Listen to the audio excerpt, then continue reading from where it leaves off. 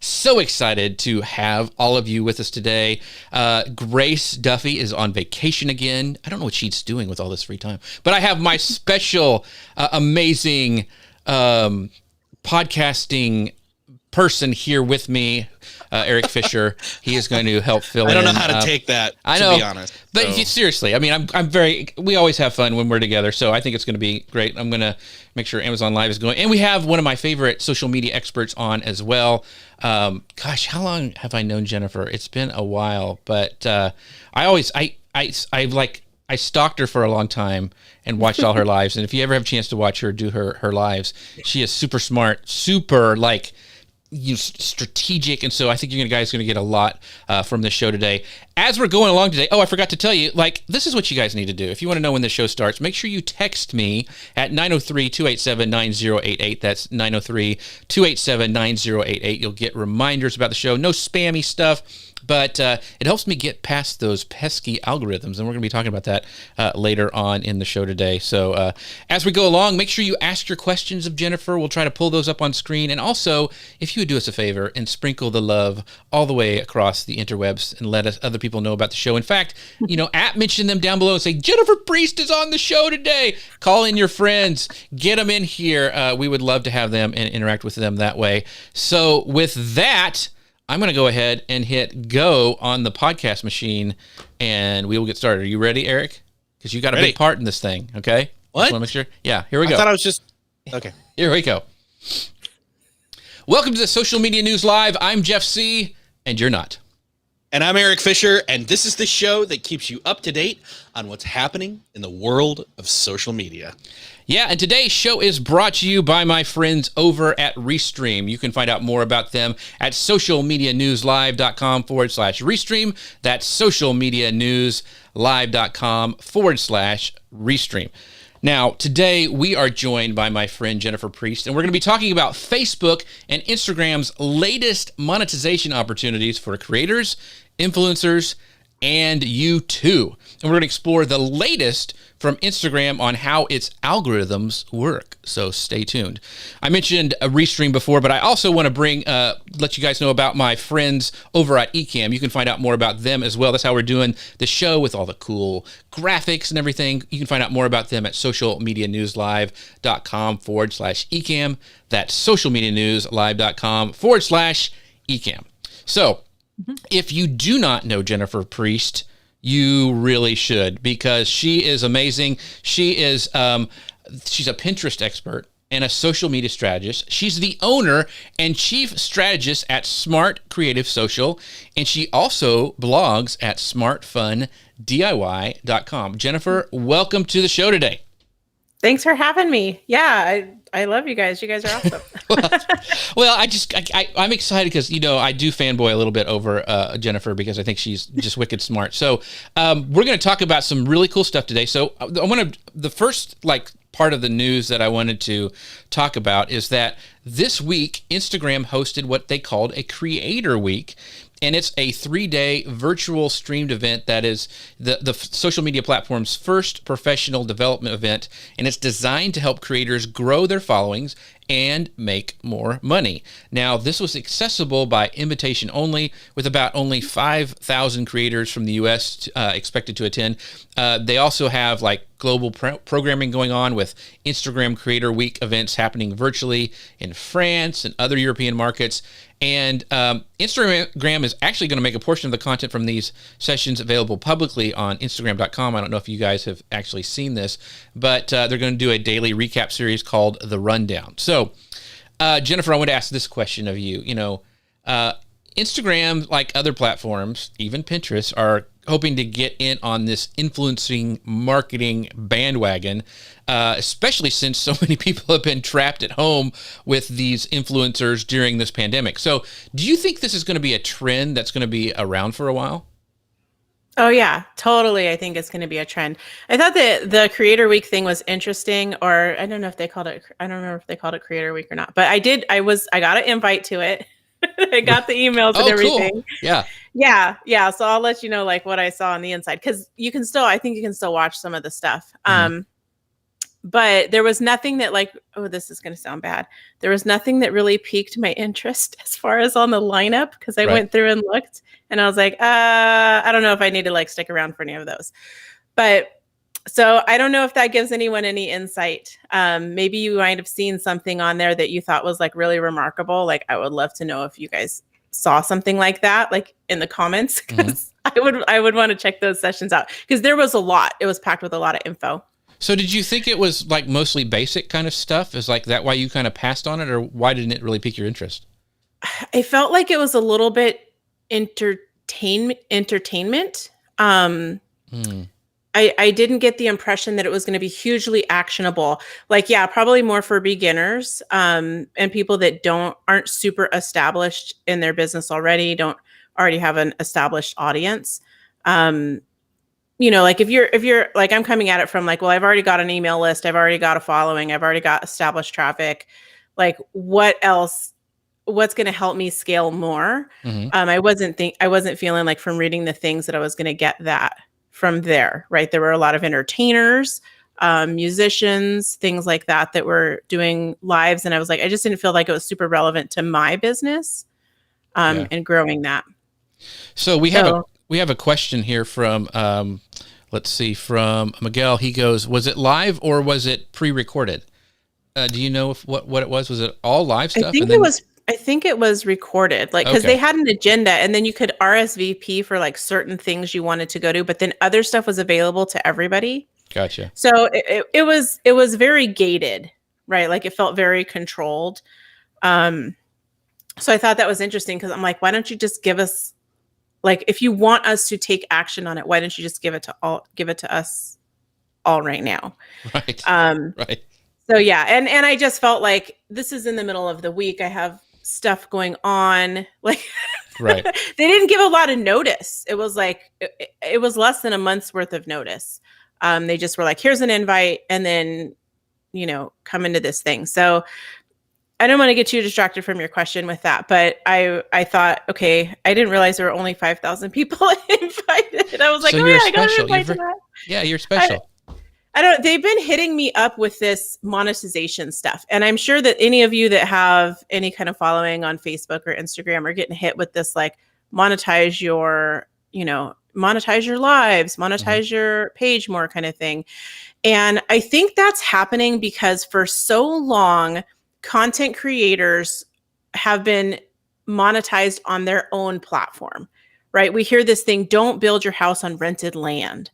And so it's like, okay, I need to get people from Facebook over to my website, from YouTube or Instagram or wherever over to my website, right? That's kind of what we've all been trained to do, what we preach as marketers to do. And so the platforms are like, yeah, but when we send people to your site, we have less control over user experience, right? You might have like spammy ads on it. We lose their eyeballs on our ads because now they're looking at your ads, right? So this is kind of where I think the platforms are coming from. So they're like, okay, you don't want to be an unpaid content creator on our platform, but we need you to create content so people stay here. Not just so people stay here, but so people come here, right? So they're like, I want to be entertained. I'm going to go, look at some stuff on Facebook or YouTube. I want to connect with people, and I want to like see what my favorite creators are doing. I'm going to go on Instagram.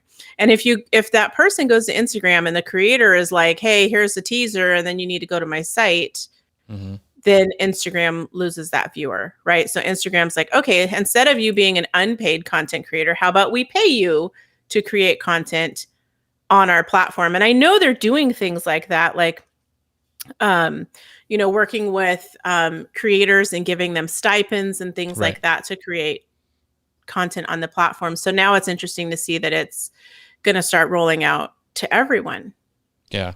So do you think, and I just want to kind of bounce back to, do you think this is a trend? Like, because I hope it is, because, as a creator, and, we talk a lot with creators, a lot of our friends are creators. I like platforms that support creators, because honestly, those platforms would not exist without people putting content on their site. I mean, Facebook couldn't create all that stuff themselves. Instagram couldn't do that all themselves. And so I think it's only fair that they get part of some of that profits. So do you think that this is kind of an awakening that brands are doing, and there's like Pinterest is going, oh, Instagram's doing that, I'm going to start doing that, and Facebook's going, oh, like Pinterest and Instagram are doing it, I'll start doing it as well. It's like YouTube. So do you think it's kind of this snowball effect and it's going to continue, or is this just a fad that will eventually go away and they'll tighten the coffers, I guess, later on in a year? I mean, I think in the next 5 years it would definitely change, but I see it as kind of this trend of equalizers, right? Like, remember when it was really hard to start a business, because an online business, because you had to have a computer, you had to have internet access, you had to have all this technical know-how. There were so many barriers, right? And then the iPhone came out. And so now with smartphones, it's like anyone with a smartphone can create content. But we're teaching everyone, oh, you need to have a website, right? You need to have a place where you can, now you got to get Shopify and you got to get WooCommerce and you have to have an email list. And those are barriers to those people creating. And so I think this is part of that larger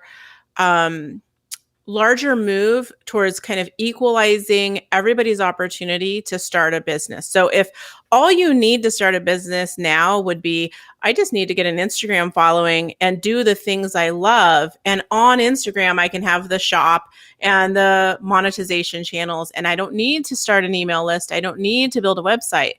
I think that's going to encourage a lot more people to create content on the platform. So I think it's forward thinking, and them also listening to creators, right? Fighting this idea of like, why aren't you showing my stuff to people? You want me to make all this stuff and you're not going to show it to anyone. I can't make money. But I think it's something that I feel like we're going to see this for the next 5 years or so, where these platforms are going to say, okay, how can we make it as easy as possible for you to create the content that's going to keep people on our platform? That's a great point. Yeah. I keep hearing this phrase, the creator economy, used in the past, especially in the past few months. And so this feels to me like this event had to do with maybe a mismatch or I don't know, maybe it's not a mismatch, but I'm just thinking in terms of the way that they approached, who they approached and what they offered and all of that, and I'm also thinking in terms of when they talk about influencers, them thinking in terms of celebrity and macro level, but not the micro or the nano level, the people that have smaller audiences, but have just as enthused fans or communities. And so it seems like they may be forgetting about them. Who knows? But then again, maybe they're not. Maybe what they're offering here is a way for amongst all the social networks, when you can create content on all of these networks, though, you're more marketable by being creating content across all of them. Although I wonder how unique it has to be per social network, right? So, but that makes you more marketable. But Jennifer, I know you've got I know that makes you more marketable. What do you look for, I should say, in say a brand deal when you're looking to do something with a brand? Yeah, so I was thinking about this a lot yesterday, because I do a lot fewer brand deals, especially after 2020, right? Right. So, the whole sponsored post kind of thing kind of dried up last year for me. And I wasn't pursuing it either as actively as I have in the past. But one of the big things I look for is alignment with my values, right? Is it something that I really use myself? Is it something that aligns with what's important to me, right? I want less waste, right? There's, I want things that, coming from a crafting perspective, I want products that are going to fit in with my life, not where I need to have a dedicated craft room as a shrine to put it in, but I want tools that I can use in multiple places in my lifestyle, not just like, oh, I'm making cards and that's all it does. Or I'm making scrapbooking and that's all it does. So that's what I'm looking for. And then the money part, for me, the money part comes second. I want to make sure they're paying me, in a way that it's worth the work I'm putting in. Right. But also, like, I don't like it when when they're asking us to like get too brandy, right? They have too many talking points that we have to hit, too many calls to action, like go to their website, follow them on social, like. And that used to be in the past. What I noticed with the brands I'm working with right now, I just did a sponsored post last month, and we had Instagram stories, a couple pins, and a blog post is what the package was. And what I really like is there's like a really easy call to action. And then with that, that's an affiliate link. So I'm going to make money if people actually go buy the product. So I'm making money for creating the content and making money for getting people to convert into buyers for the product. So I love that.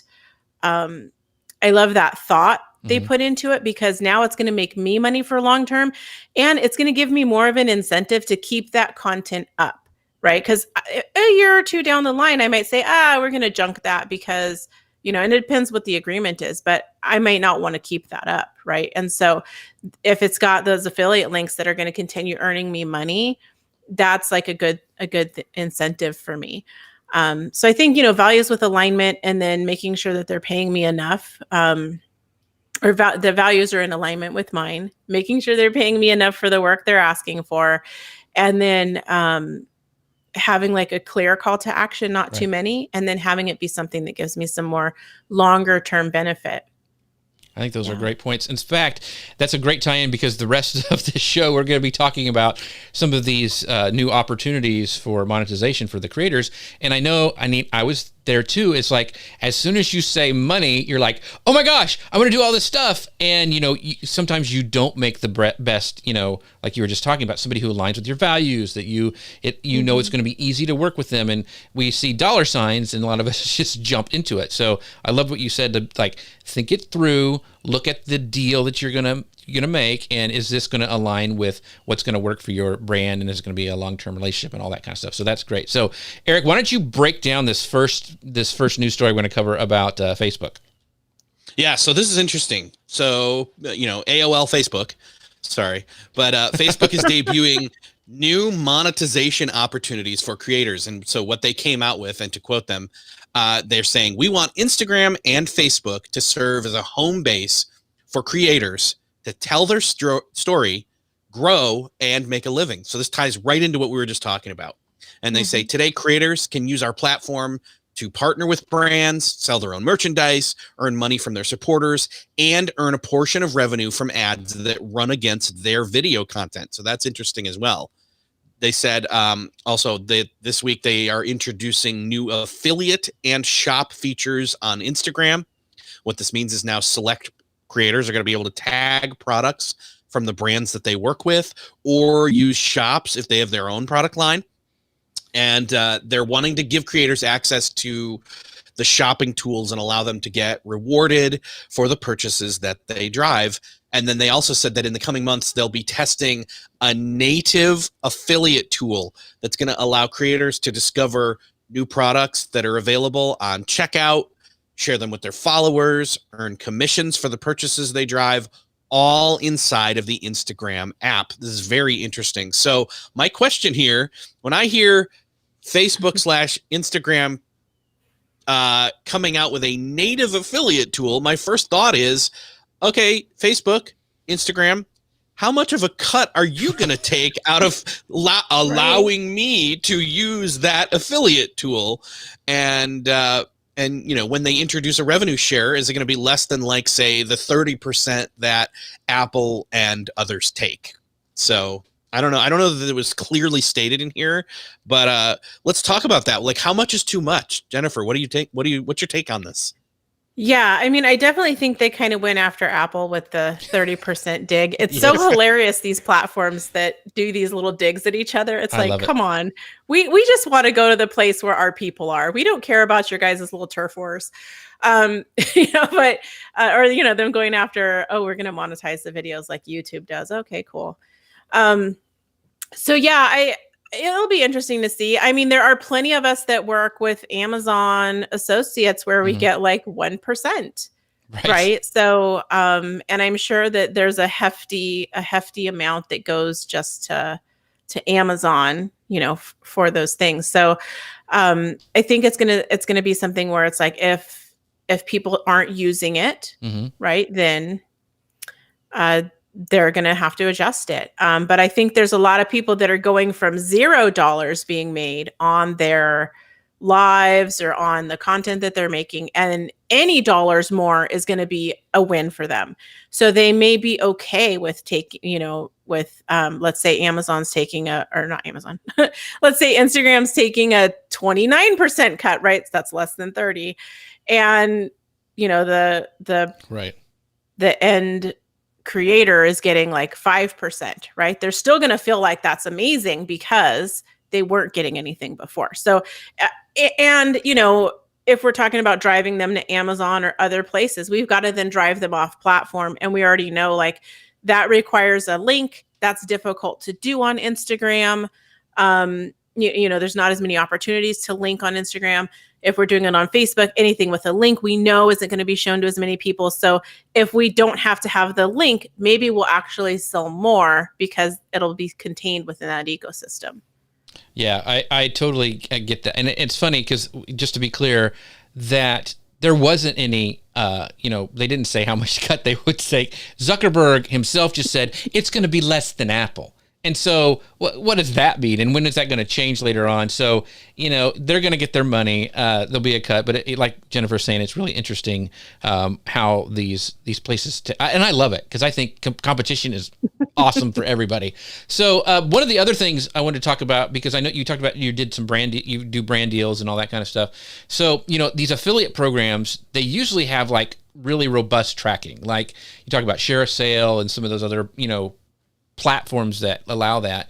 But I'm not seeing any mention of it on these releases. So does it make you nervous? Because it does me, to rely on Facebook or IG for tracking sales, because, you and I come from the Pinterest world, and, the stats on Pinterest versus the stats on Tailwind, the stats on, whatever, they don't always line up. And so I get a little nervous when I don't hear of how they're going to track all this. What are your thoughts there, Jennifer?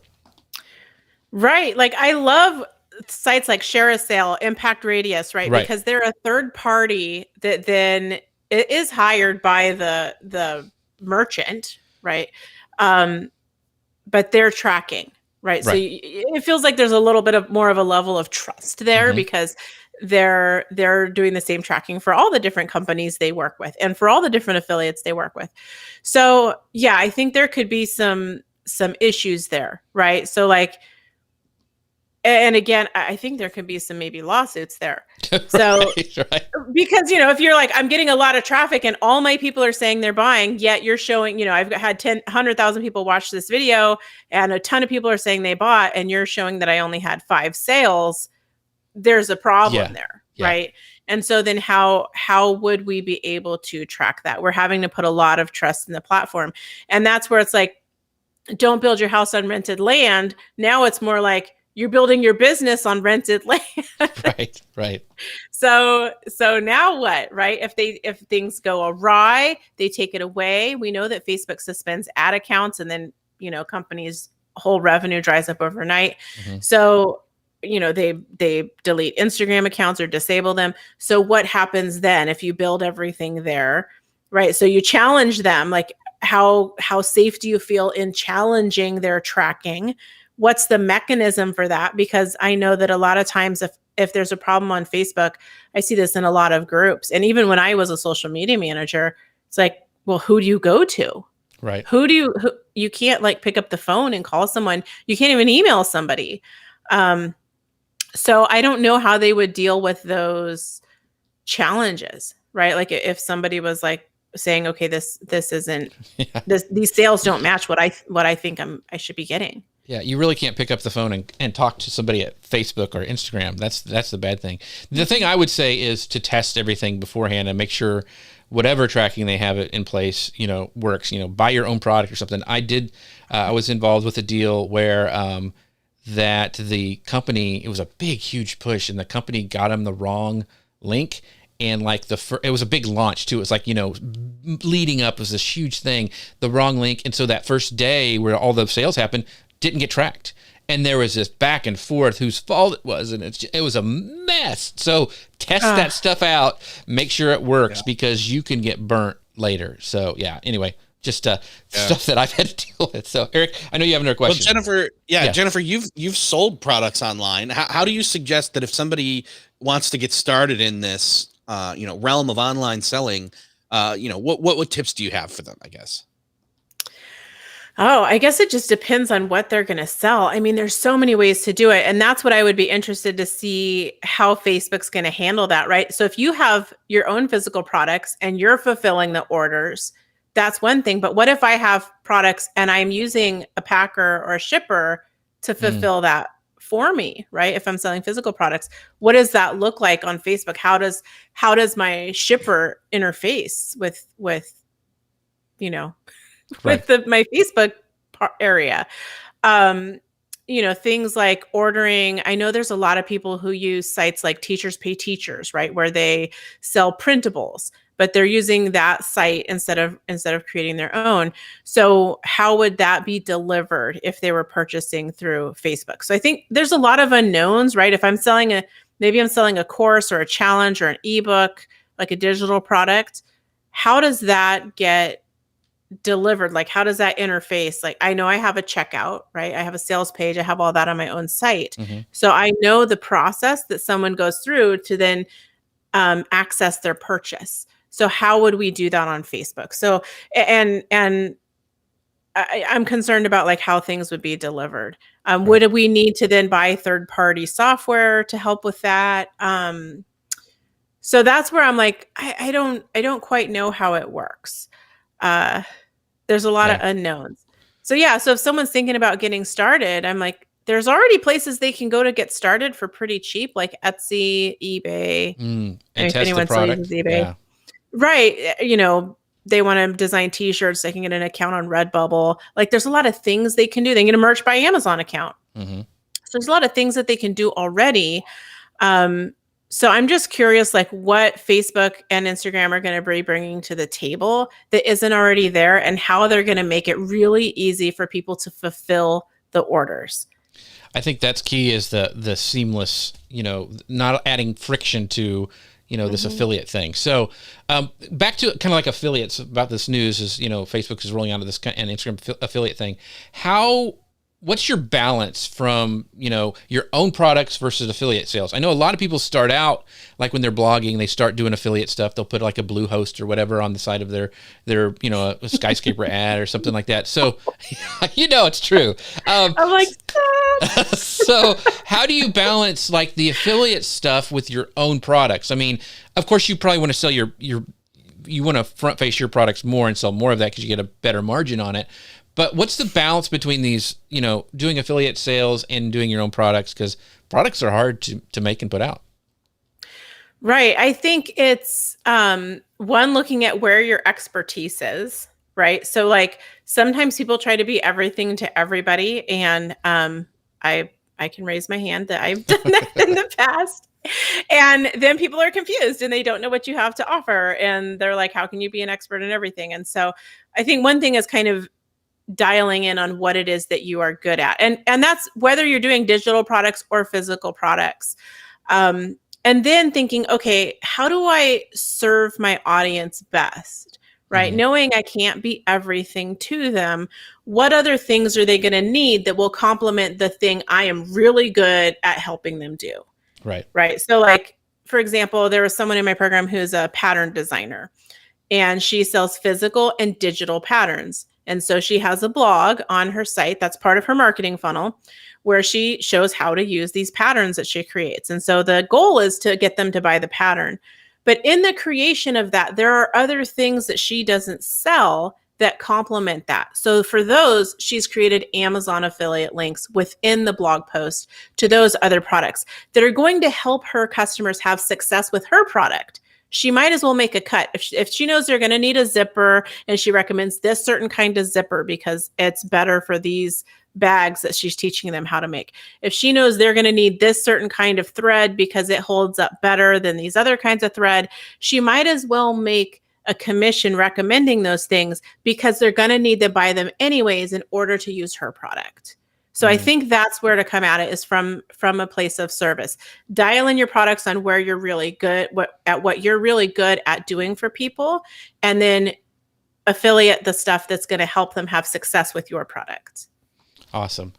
Very cool. Before we move on to the next section, I want to give a shout out to some of the people who are watching live. We got Lou Mongello. He goes, "Rock on, guys." Oh. We are rocking on, Lou. And if you, a great episode that we did with Lou was when we talked about Facebook community and building community. Make sure you guys go back and watch that because Lou is amazing. Also, Jillian goes, "Hey, Jennifer, happy to catch you live." So shout out to Jillian for stopping by as well. And then our good friend Sabrina, who shows up every week, she goes, "We'll be watching the replay." So you haven't seen this yet, Sabrina. And so the secret word that only you will, it's Erik's beard. So that's the secret word is Erik beard. So just for you. So let's go ahead, Erik, and then talk about this next piece of news about Instagram. Yeah, so we mentioned a little bit about this earlier. So Instagram shops, shops, one-stop shop, let's call it that. No, for basically Instagram rolling out shopping for creators who want to sell their own merchandise, and that Facebook's going to make that easier, whether you want to add an existing shop or a new shop to your Instagram profile. So in the vein of this creator economy, like we were talking about, for creators who already have their own products, they're going to be able to link to their shop, link their shop to their personal profile in addition to their business profile, which I think is interesting. This is going to allow them to display and sell their products directly to their fans. And then also the ability to link a shop to a personal profile going live globally starting today, which I think was actually days ago now. Mm-hmm. So that's very cool. Also, creators will be able to set up a new shop and drive excitement using exclusive product launches from the Instagram app and link their account to one of 4 merchandise partners: Bravado/UMG, Fanjoy, Represent, and Spring. Shows what I know because I've never heard of any of that.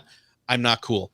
And then all of this is going to roll out to eligible creators in the US by the end of the year, which is interesting as we're in June. I know it's freaky to say halfway. We're saying we're in June and we're halfway through the year, but that they're saying this is going to roll out by the end of the year, which could be another 6 months. So, my take, and then also, there was one other related piece, which was Facebook publishing this new report on key factors influencing online purchases. So this has to do with creator merchandise, and my thing there is key factors influencing online purchases. Jennifer, what's your take on the key factors influencing online purchases? First of all, you need money. That's the other thing. First, yeah, right. Well, yeah. Oh my gosh, there was so much to unpack in what you just said. Like, I don't know what those platforms are either, so I don't know who's selling on those.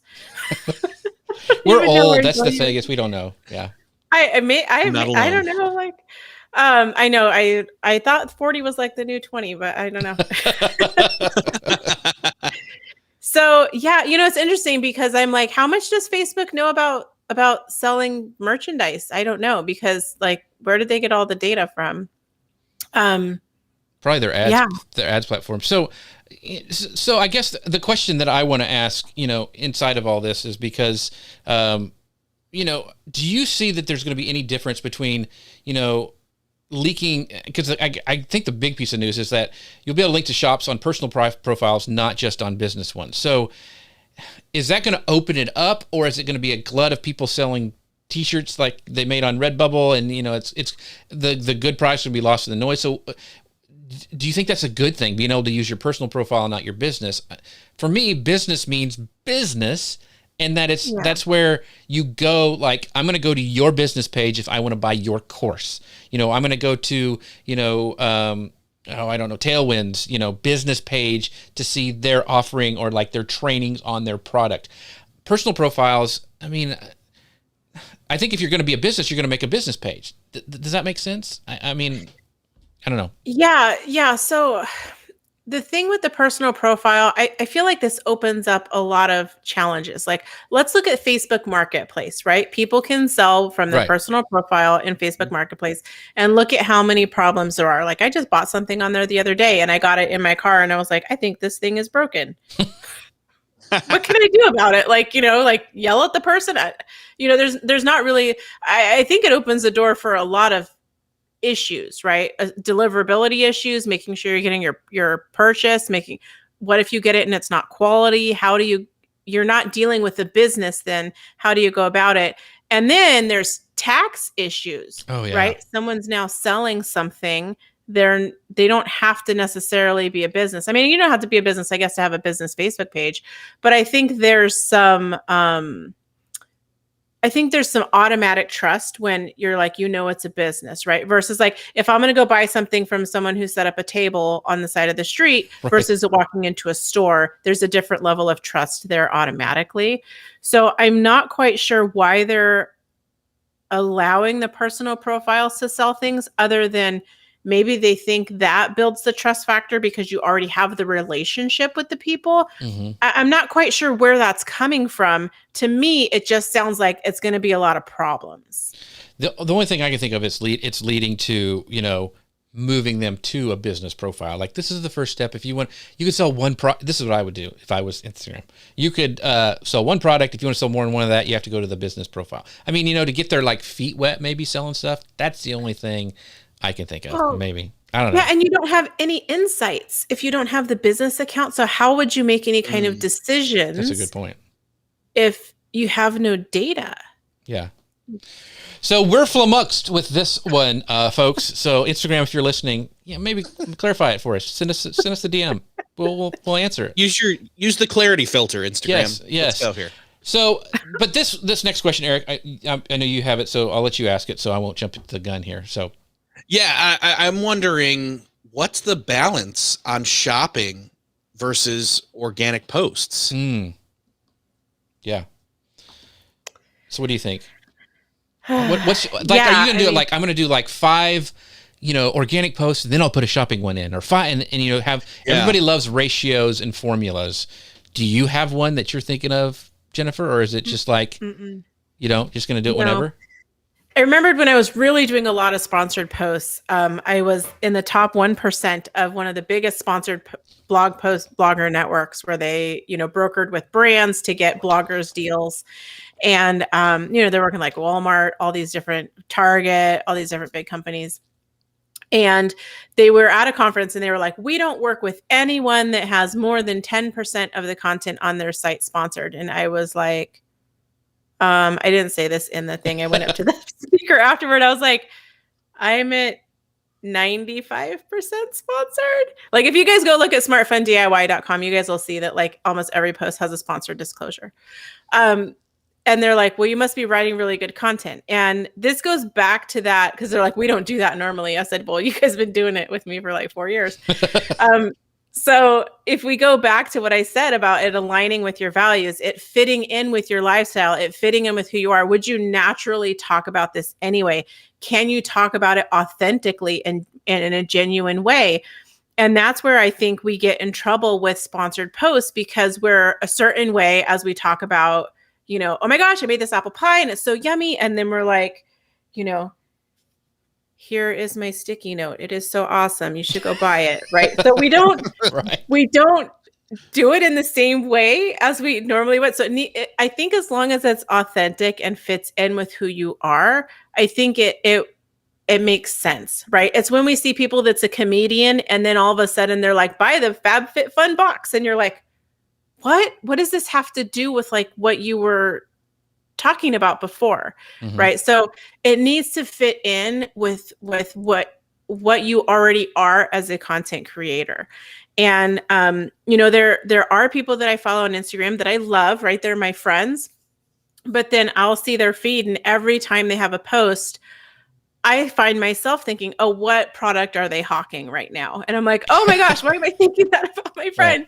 Right. But it becomes this thing where it's not quite fitting in authentically as like, are they really using all of these products in their life? Like, are they really, are they really authentic about it? So I you guys know this with me about Pinterest. I don't believe in any kind of ratios. I don't think there's one way that you can prescribe because everybody's different, every platform's different. The level of connection that like I have with my people is different than the level of connection someone else has with their people. Like I think of the comedian Fluffy right now. My son, every time Fluffy posts a product, my son, he's 14, is like, Mom, look, you got to get this thing from Fluffy. Can you buy it for me? And he texts me, but Fluffy is only sharing what this is Gabriel Iglesias, if you guys don't know. Right. Yeah. He's only sharing what is authentic to him. So he could have a product in every post as long as it's authentic. He's going to get people to take action. So I think that's what we have to go back to is like, there's not a ratio. It's more, what can you authentically share with your audience that aligns with your values that you believe in, that is not going to feel to them like they look at your post and go, oh, what is she trying to get me to buy now? Right. We don't want them to have that feeling. Right. Totally agree. And we've all seen those people. Yeah. And by the way, sometimes we've been those people. That's right. Yeah. But by the sorry. I apologize. but it's a perfect segue. By the way, something that is very authentic and what we are using, I do want to talk about Ecamm right now because they are sponsoring the show, but I use them every time I go live. There's what allows us to do this amazing lower third. You see me popping up, Jennifer's, bio, and even ERIK. I switch cameras to ERIK, go figure. But I use Ecamm to do that, and you can find out more about about them at socialmedianewslive.com/Ecamm. Love them. Totally authentic because I use them all the time. And in fact, they've got a great new thing starting on Fridays where they're showcasing different features called Feature Friday. So if you're interested in Ecamm, want to know how to use it, make sure you go to their channel and check them out. And right on top of that is our pals over at Restream. That's how we're going live to all these different places, even Amazon Live. We're going live right there right now, and they have like 30 different destinations. We only use a smattering of all the places that you can go. But you can find out more about them at socialmedianewslive.com/Restream. Use both of those products. Love them to death. Totally support everything they do. So make sure you guys check them out. Helping them helps this show. So I appreciate if you guys would go visit them. So as we go on to more stuff. Oh, I wanted to bring up this question. This is from Robert. And Jennifer, I'd love to get your thoughts on this. He goes, great to see everyone. And my question, support service such as creators aiming bigger, such as video production, marketing agencies, does the monetization strategy change for something like that? So that's a great question by Robert Lee. Yeah. I mean, like the more you want to scale something, like your strategies change as your business grows, right? Like to get from 5 figures to 6 figures to 7, you're going to do things really, really differently. And I wouldn't imagine, it would be really hard for me to imagine that someone's investing in like production software and editors and a team and a studio and all of those things. And then you're like, oh, I'm just going to be monetized only on Facebook and Instagram and contained within that ecosystem. Even we saw this happen with YouTube, right? People got really big on YouTube, and then things were happening where channels were shut down, et cetera. And they're like, whoa, I can't have all my eggs in this basket. And so we see YouTubers where once they get to a certain level, now they are, building their own sites, having their own product lines, doing licensing deals, that kind of thing, going on other platforms. We saw this with Vine. Oh my gosh, Vine died, right? I was like, I had so many followers on Vine. It was so awesome. But I was like, okay, those are gone. And so we see that. So I think, your marketing is definitely going to have to change. I feel like this whole thing with Facebook and Instagram and their new way of this monetization is, one, it's for beginners. And 2, I think it's a way to supplement and to warm people up into your funnel if you're an existing business, right? So if they can go and kind of test you out a little bit on Facebook and Instagram before they like whole hog go onto your site and become a big, a repeat customer, a fan, why not, right? This is why a lot of Etsy sellers, when they open their Shopify store and they start selling on their own site, they still have a hand in Etsy with a few products that are like really good sellers, because that's a way to onboard people and introduce them to your brand using the power of Etsy to then get them to come over and become, buyers from your Shopify store. So I feel like this Facebook, Instagram, shopping model, affiliate model thing might be a way that people can kind of warm people up and get them onto their site. Because now once they bought, I'd be curious to know this too, is once they make this purchase, are we going to have their email address? Are we going to have an option to add them to our marketing so we can then drive them to our site? I'm sure that they'll have ad retargeting.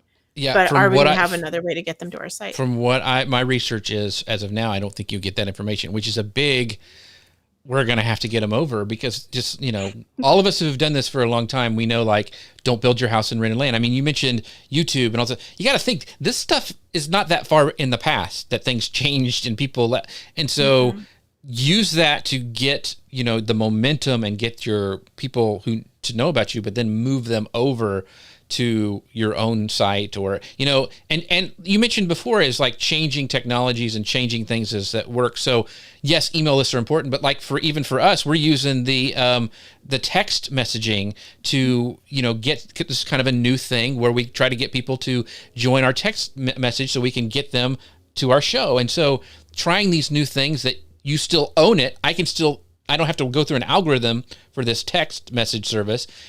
Is something to experiment with and as you grow. So I think that's a great point, Jennifer. So sorry, go ahead. I want to jump in on there. We talked about Amazon earlier. Amazon, remember? You may have seen this, but sometimes, when you make a purchase on Amazon, you're not getting that person's email address, right? But the way that some sellers get around that is, and you've probably had this happen, is inside you'll have like a little card that says, "Hey, for an additional 25% off your next purchase, go here." And it's either email us or go here. Here's a QR code or a Facebook page, Instagram account, whatever.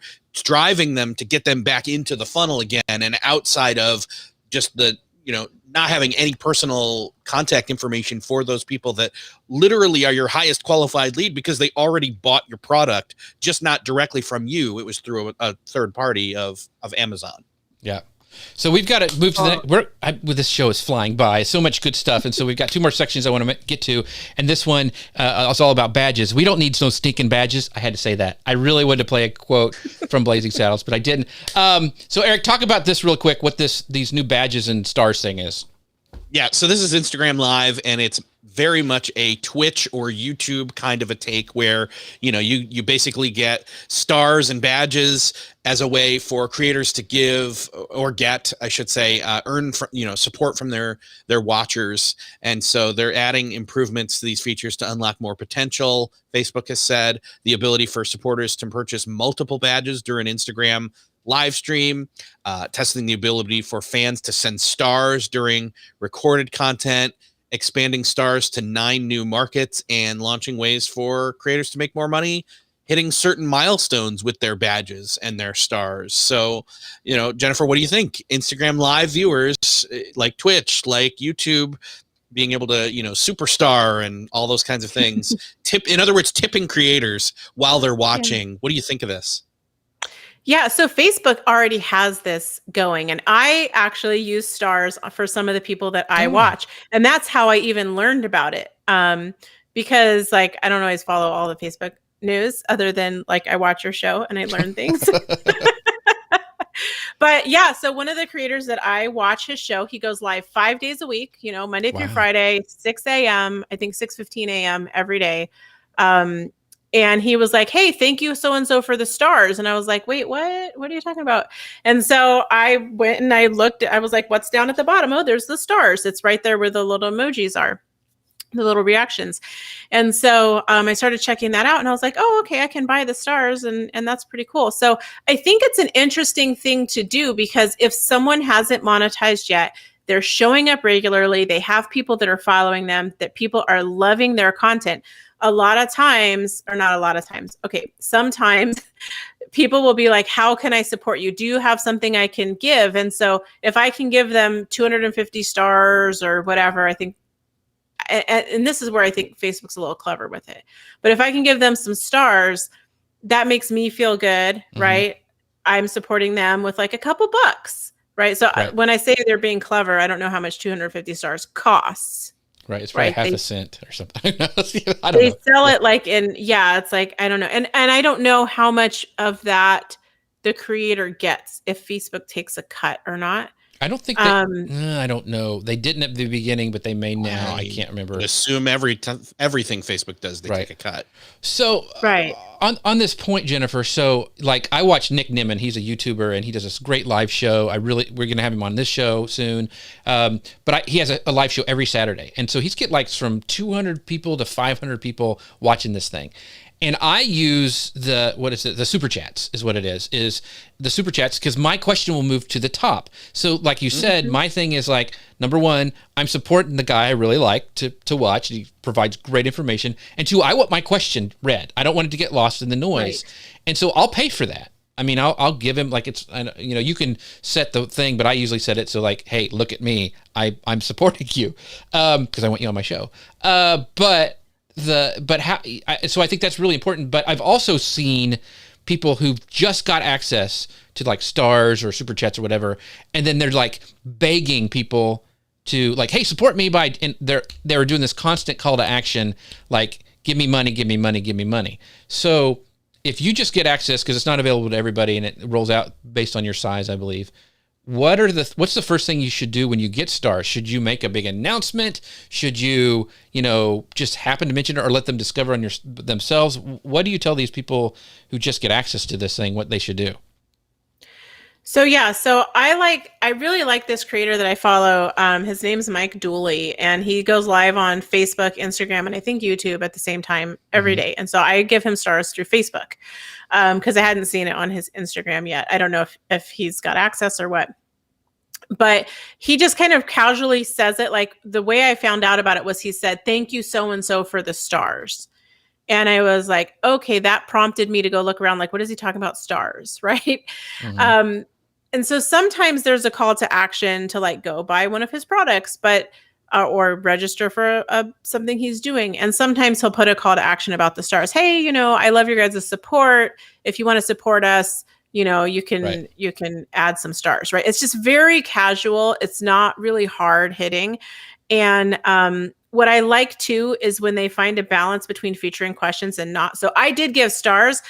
He did answer one of my questions on a live, which was pretty dang cool. Right.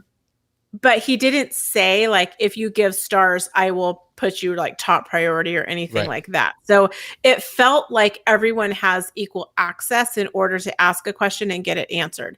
And so if there's a way to strike a balance between that, nobody's coming on because they want you to tell them to buy stars, right? They're coming on for your content. So you can say, hey, if you guys found this valuable, here's a way you can support me really easily. Right on the app, you can buy stars, right? Just a simple, and depending on the skill level and experience of your audience, you may need to explain some technical things about it. Yeah. But I think most people can kind of figure out, you can purchase it in app. You don't have to leave the live while you're doing it. Like, I like that they're doing that where like, I can still be listening. I can't watch it. As soon as you start getting into the badges, and I don't know how this will work on Instagram, when you start scrolling to get to the badges, that's where like this, you don't see the video anymore. Yeah, it needs to be a little more seamless, I think, but that's me. Yeah, but yeah, I think, just, you can incentivize it, but I think then that turns people off because they're like, oh, they only want money. Yeah. Yeah. So this last section, Rhonda says, glad to be here even if I'm late. She's going to check the replay. So the secret replay word is Erik's beard. For everyone who DMs me that later, I'll give you something. 2 words. Yeah, it's 2 words. So anyway, so the last segment I want to make sure we talk about is this new Instagram's its new algorithms kind of overview about this. It's giving like ideas of how their algorithm works. So as part of that Creator Week we talked about earlier, Instagram has provided an extra insight into its internal processes through a series of explainers. The first focused on the feed algorithm and how it actually dictates content reach in the app. And the post covers like a range of key elements that can help facilitate more understanding and improving your planning in the app. And the thing is this, there is not one all-encompassing super secret algorithm.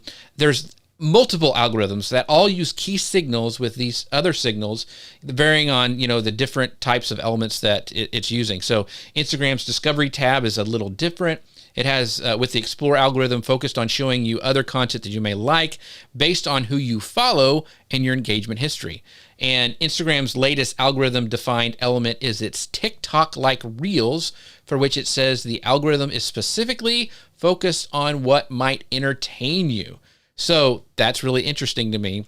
And so based on these updates on the algorithm, Jennifer, what changes do you think marketers need to make to their strategy?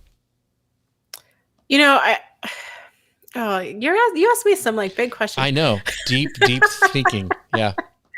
Yeah, so I love that they're taking this on, right? Because people have treated the algorithm as this boogeyman. And really what they're trying to do is help us to understand how the platform works, so then we can figure out how to get what we want on it by serving them what they want, right? So I think if you're not using all this information from Instagram to inform your strategy, like, you're missing out. They're giving you a massive gift and telling you how it works. Right. So now you're making me want to go back and look through those videos. I know, exactly. It's like there's some stuff in there. There's some stuff. There's probably some good stuff in there. But yeah, I think it's worth it to regularly go through and look at the changes, look at what's coming out from the platform, right? That's how they tell us what's important to them. Yeah. So I don't know if that answers your question. I think so. So, Eric, I know you had a question about this. Well, and my take, I mean, I read through it a couple different times, and they're like, there's no one there's no one ring to rule them all. And I'm like, okay. And then as I'm going through it, I'm like, wait, so there is an algorithm, but it's an algorithm that's unique to you. And it's based on how you interact with what accounts you interact with. Right. And I'm like, well, that seems fairly simple, but then it's like, okay, so what do I do as a creator? What do I do as a marketer? And it really I think what it really comes down to is it's the thing we've always broken it down to, is the two words that make up the word or the term social media, which is social and media. So be social, have relationships, and make good stuff. And that really should kind of maybe just cover it. I know that's oversimplifying, but it does seem like they're just if you really do boil it down, like, it seems like that's what it comes down to. And Jennifer, I wanted to, because Pinterest is the same way. All these things have algorithms, and we always get people saying, how do I hack or beat the algorithm? And I know you have very specific things that you say about this. So what would you tell somebody like, okay, how do I beat the Instagram algorithm? Or, okay, I've got all this new stuff they told me. How do I beat it? How do I take advantage of all the loopholes? Yeah, I think that's the thing, is like, we got to stop thinking about it like beating it, and we got to be like, how do I work with it? Right? Like what Eric just said, social media, it's about making good content, right? Like, and having it be social. So like, how do you make good content? That's subjective, right? One of the, like we were talking earlier about, like, okay, well, one of the problems that people have when they're not converting is they don't have a funnel, right? They're sending people from whatever to their site and they don't have a funnel. The same with this. When we are looking at our own content, we are not objective, right? So we're not looking at it going like, we're like, I put my heart and soul, my blood and tears, and it's the most amazing thing I ever wanted to make. And now how do I game that? How do I hack the algorithm to get it to show it to more people? The algorithm is built, right? The algorithm, which I always say is a bad word. I don't even allow people to use that word in my program. I just call it how it works, right? How Pinterest works, how Instagram works. The thing is, if it's not showing your content to people, because it's built for success. It is built to show people what they want to see. It's built to keep people on the platform. And if we think of what they just said about Reels, it's built for entertainment. Number one, if you're making a reel that doesn't entertain, like, you're on the wrong track, right? They really do tell us what they want. So our goal is to say, okay, here's how the environment functions. Now here's what I want. Where do those things overlap? And you've probably seen me say this like a bajillion times. It's like literally a Venn diagram, right? What Instagram wants, or Pinterest, or whoever, overlaps with what I want. Where is that? And so then really, I think we've gotten on this idea of like, I think of like Kung Fu Panda, right? I don't know if you guys have seen that movie, Yes. but where I am Kung Fu Po, Panda. like, Jack Black's character, the panda, he does all these like special moves, like these Kung Fu moves, and then it like goes kaboom. We think that that's going to happen. We're like, if you do like these special things on Instagram, like, the magic doors unlock and you get traffic. No, it's really, how am I serving people, right? So if your numbers, right? This is why it's important to have a business account. If the insights are telling you no one's seeing this, no one's engaging with it, no one's commenting on it, nobody's taking action, then you don't have an algorithm gaming problem. You have a content problem, right? You are not creating content that people are responding to. You're not creating content that then Instagram, Pinterest, whoever is understanding so that it can serve it to the people that are going to want it most. And so then you go back and you say, okay, how do I make the kind of content that they want on that platform, right? What do I got to do to make content that Instagram wants that then is going to serve my audience and is going to get me what I want, right? And so I think that's where people get hung up, is they think there's some like magic formula. If I do 36.2 second long reel and it has like 4 text overlays, and then I'm only on this side of the screen, like, then like rainbows will shoot out of the sky. It's like, no, we're focused on mechanics instead of focused on, like, going back to what ERIK said, zoom out to the big picture, social media, right? How do we do that? So I think that for the end of the show that Rhonda has summed it up perfectly. Boom. Love that. So thanks, Rhonda, for that. So yes, that is worth the price of admission, folks. By the way, Jennifer, I want to make sure you have enough time to tell people where's the best place that people can find you. And I think we even have something to show for them to, like, like a tool that you have or whatever. So where can people find out more about you? You can find me everywhere at Smart Creative Social, smartcreativesocial.com. Jennifer Priest, you can like Google me, Jennifer Priest, and I'll come up. If it's the blonde lady, that's not me. Pretty easy to find. And I have a roadmap for you. If you want to get started with Pinterest, getting traffic with Pinterest, I have a free Pinterest traffic roadmap. It's all updated for this year. I just redid it. It's like really awesome. And I think if you get it, I think you'll actually get some insights into some of the ways you can approach some of the other platforms too, because I don't think it's about, like we just talked about, it's not about algorithm hacking. It's really about service. So, and for those listening on the podcast, that is at smartpin.pro/map. That's smartpin.pro/map. So make sure you guys go check out Jennifer on all the socials and get her free a guide there, because I know her stuff and it is amazing. ERIK Fisher, where can we find out more about you and what you're doing? Yeah, come listen to my show, my podcast, Beyond the To-Do List. We all could use a little bit more productivity in our lives right now, and this is one way to do it, by going and listening to my show at beyondthetodolist.com.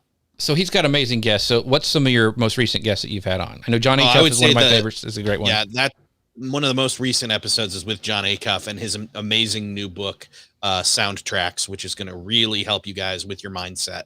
Yeah. So go check his out. Beyond the To-Do List. It's on all of the podcasting apps. Go check that out and subscribe and leave a rating and review, because it really helps the podcasters out. In fact, we're a podcast, so go to and subscribe at Social Media News Live. Search us there. Give us a rating and review. That really helps us out.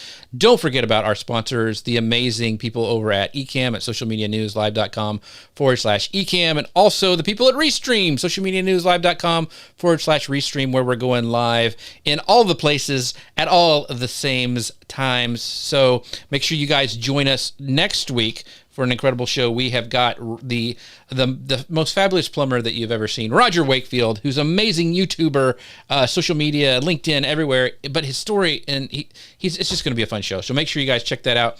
It's going to be next week at, what is next week, by the way? Oh, it's at June 18th at 11 a.m. Central, 11 a.m. Eastern Time, 10 a.m. Central. And if you like me and need a reminder because you always screw up the times, make sure you go text us at 903-287-9088. That's 903-287-9088 and get on the calendar. And with that, thank you guys so much for watching. We will see you next time. Bye, everybody. All right. Thank you. Bye-bye. All right, the podcast machine is off. Thank you guys for still watching. We're still live on all the places. I wanted to make sure to bring up some comments here. Because Rhonda, she joined late, which I'll forgive her because Rhonda's amazing. She goes, it's not, we're talking about the being more social. It's not like learning to the test. You have to figure out what the teacher Instagram wants to get the grade you're seeking. That's why I failed in school so badly. And she goes, it's not about the algorithm hacking. It's about service. Mic drop. See, you've got a new fan, Jennifer. So thanks so much for being here. This has been amazing. No, thanks for having me. It was fun to talk about something other than Pinterest for a minute, because it's because Jennifer's not. She does Pinterest, but she's super smart everywhere. I mean, you could kind of get that from like talking about Instagram and all that. And Erik's no slouch either, so he's kind of done it as well. He's slouching right now, but anyway, guys, thank you guys so much for watching. We appreciate you. Yes, Angel, thank you for watching live. Appreciate the information. I really appreciate you watching and leaving a comment. Thank you guys so much. And we will see you guys next week. Bye, everybody. Bye-bye.